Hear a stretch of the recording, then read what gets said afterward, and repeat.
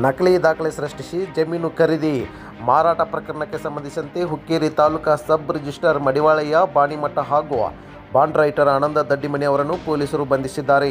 ಆರೋಪಿಗಳಿಗೆ ನಿರೀಕ್ಷೇಪಣಾ ಜಾಮೀನು ಮಂಜೂರಾಗಿದ್ದ ಹಿನ್ನೆಲೆ ಜಾಮೀನು ಪ್ರಕ್ರಿಯೆ ಪೂರ್ಣಗೊಳಿಸಲು ಅವರು ಠಾಣೆಗೆ ಆಗಮಿಸಿದ್ದರು.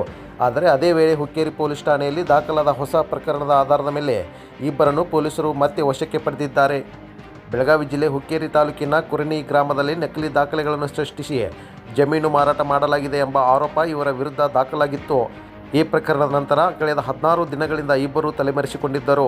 ಜಾಮೀನು ಸಿಕ್ಕ ಖುಷಿಯಲ್ಲಿ ನಿರಾಳರಾಗುವ ನಿರೀಕ್ಷೆಯಲ್ಲಿದ್ದ ಆರೋಪಿಗಳು ಜಾಮೀನು ಕಾಗದಗಳನ್ನು ತೋರಿಸಿದ ತಕ್ಷಣದಲ್ಲೇ ಬಂಧನಕ್ಕೊಳಗಾಗಿದ್ದಾರೆ. ಈ ಪ್ರಕರಣಕ್ಕೆ ಸಂಬಂಧಿಸಿದಂತೆ ಯಮಕನಮರಡಿ ಪೊಲೀಸರು ಈಗಾಗಲೇ 3 ಆರೋಪಿಗಳನ್ನು ಬಂಧಿಸಿದ್ದು ತನಿಖೆ ಮುಂದುವರೆದಿದೆ. ಪ್ರಕರಣವು ಹುಕ್ಕೇರಿ ಪೊಲೀಸ್ ಠಾಣೆಯಲ್ಲಿ ದಾಖಲಾಗಿದ್ದು ಹೆಚ್ಚಿನ ತನಿಖೆ ನಡೆಯುತ್ತಿದೆ.